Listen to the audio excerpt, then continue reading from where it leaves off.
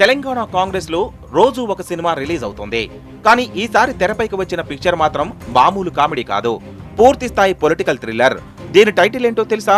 Revanth and the 17 commandos. అవును, కొండా Susmitha strong warning కు రేవంత్ వర్గం పవర్ ఏంటో చూపించాలని భావించి అసెంబ్లీ వేదికగా బిగ్ షోకి ప్లాన్ చేశారు.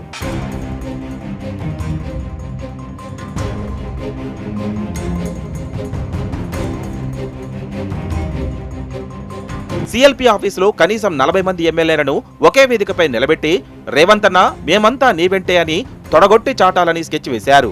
ఈ ఆపరేషన్ సక్సెస్ చేసే బాధ్యతను సీఎం రేవంత్ అంతరింగకుడు నరేందర్ రెడ్డి భుజాన వేసుకున్నారట. ఆయన ఫోన్ పట్టుకుని ఒక్కో ఎమ్మెల్యేకి రింగు చేయడం స్టార్ట్ చేశారు. హలో ఎమ్మెల్యే గారు, కొండా సురేఖను బర్తరఫ్ చేయాలని సీఎంకు సపోర్ట్ గా మీడియా ముందుకు రావాలి, వెంటనే గాంధీ భవన్ కు రండని విజ్ఞప్తి చేశారని పొలిటికల్ సర్కిల్స్ లో ఓ ప్రచారం నడుస్తోంది.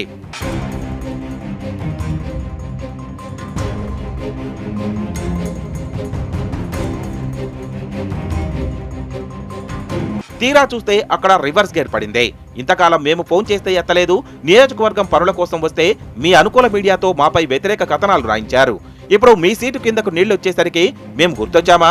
మేము ప్రజాప్రతినిధులమా లేక మీ అవసరాలకు వాడే తోలుబొమ్మలమా అని మహబూబ్ నగర్, నిజామాబాద్ ఎమ్మెల్యేలు ముఖం మీదే క్లాస్ పీకారట. 66 మంది కాంగ్రెస్ దళంలో 40 మంది వస్తున్నారనుకుంటే ప్రెస్ మీట్ లో కూర్చున్నది మాత్రం కేవలం 17 మందే.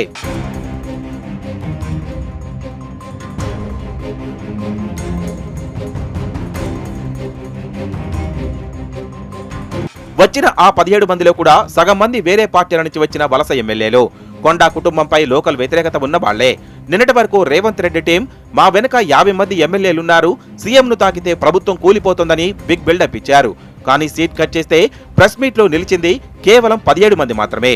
17 మంది ఎమ్మెల్యేలను పెట్టుకుని ప్రభుత్వాన్ని ఎలా కూల్చుతారు స్వామి? ఇది కదా అసలైన పొలిటికల్ కామెడీ.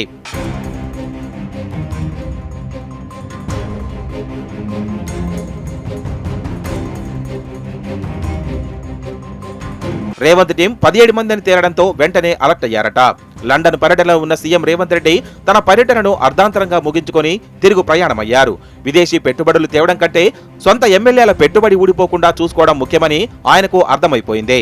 ఒరిజినల్ కాంగ్రెస్ నేతలను పక్కన పెట్టి వలస నేతలకే పెద్దపేట వేస్తున్నారనే అసంతృప్తి రోజురోజుకు అగ్నిపర్వతంలా రగులుతూనే ఉంది. రేవంత్ బలాన్ని నిరూపించుకుందామని వేసిన బల ప్రదర్శన పాచిక చివరకు ఆయన నాయకత్వ బలహీనతను బయటపెట్టింది.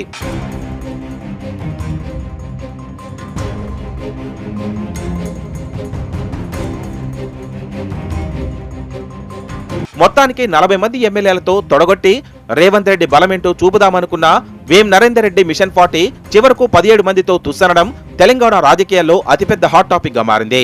విదేశీ పెట్టుబడుల కోసం లండన్ వెళ్లిన ముఖ్యమంత్రి రేవంత్ రెడ్డి ఇక్కడ సొంత ఎమ్మెల్యేల పెట్టుబడి ఊడిపోయేసరికి అర్ధాంతరంగా పర్యటన ముగించుకొని హైదరాబాద్ బయలుదేరారంటేనే అసమ్మతి జ్వాలలు ఏ స్థాయిలో ఉన్నాయో అర్థం చేసుకోవచ్చు.